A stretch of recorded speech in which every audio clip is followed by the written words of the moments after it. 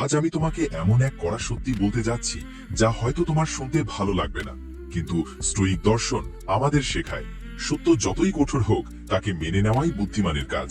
আজকের বিষয় হলো, মরদ যখন কথা বলা বন্ধ করে তখনই নারী বুঝতে শুরু করে। এই ভিডিওর শেষে তুমি বুঝবে এই তিক্ত সত্যি কেন বাস্তব এবং এখান থেকে কি শেখা উচিত। তাই ভিডিওটা শেষ পর্যন্ত দেখে যেও। মহান স্টোয়িক দার্শনিক মার্কাস অরেলিয়াস বলেছিলেন, তোমার কাছে যা আছে তার মূল্য তুমি তখনই বোঝো যখন সেটা তোমার থেকে ছিনিয়ে নেওয়া হয়। রিলেশনশিপেও ঠিক এটাই ঘটে। যতক্ষণ একজন পুরুষ বলে, বোঝায়, ভালোবাসা দেখায়, ততক্ষণ তার মূল্য কেউ বুঝতে চায় না। কিন্তু যেদিন সে চুপ হয়ে যায় সেদিনই নারীর ঘুম ভাঙে। এক, যতক্ষণ পুরুষ চেষ্টা করে তাকে হালকাভাবে নেওয়া হয়। স্টোইসিজম বলে, মূল্য থাকে যেখানে অভাব থাকে। যা সবসময় কাছে থাকে, যা সবসময় সহজলভ্য, তার মূল্য কমে যায়।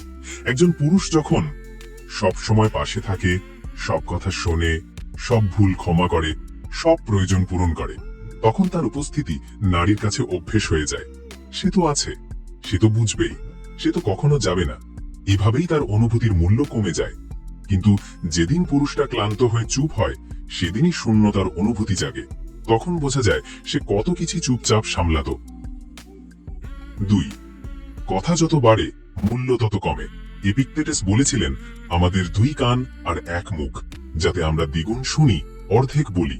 কিন্তু সম্পর্কে কি হয়? পুরুষ বলে, আমি তোমাকে ভালোবাসি, তুমি আমার কাছে গুরুত্বপূর্ণ, আমি তোমার কেয়ার করি।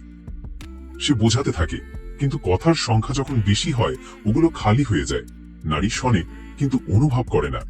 কিন্তু যেদিন পুরুষ চুপ হয়ে যায় সেই নীরবতার ভেতর হাজার কথার থেকেও গভীর বার্তা থাকে। 3, পুরুষের চুপ থাকা তার হার নয়, তার সিদ্ধান্ত।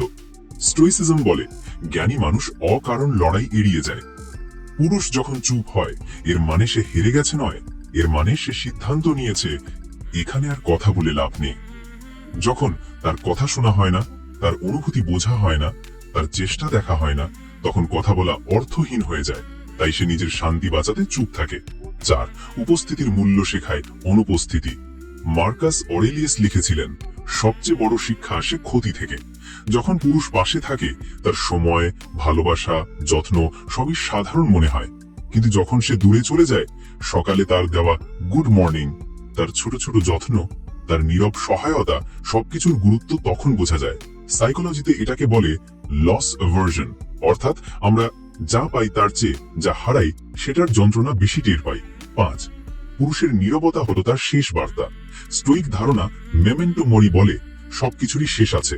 যেদিন পুরুষ চুপ হয়ে যায়, জেনে নাও রিলেশন তার সীমায় পৌঁছে গেছে। সে বলতে চায়, আমি সব করেছি, এখন আর কিছু বলার নেই।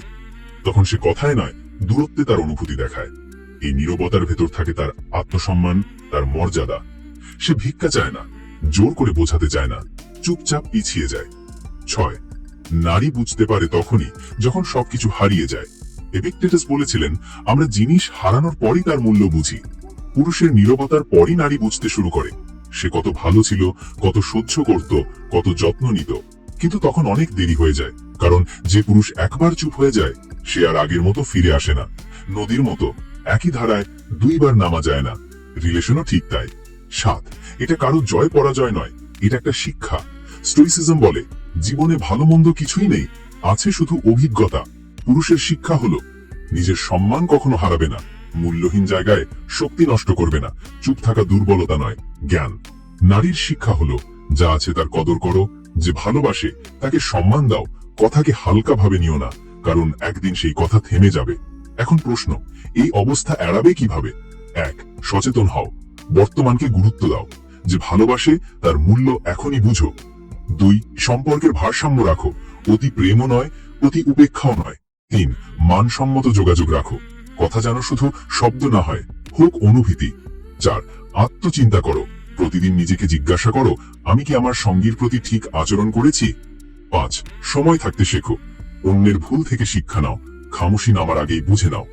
স্টোইসিজম শেখায়, জীবন অনিশ্চিত, সম্পর্ক নাজুক, আর সময় সীমিত। আজ যে কথা বলছে সে কাল চুপ হয়ে যেতে পারে। তাই হারানোর আগে কদর করো, চুপ হওয়ার আগে বোঝো, ভাঙার আগে মেরামত করো। কারণ পুরুষ যখন কথা বলা বন্ধ করে অনেক কিছু শেষ হয়ে যায়।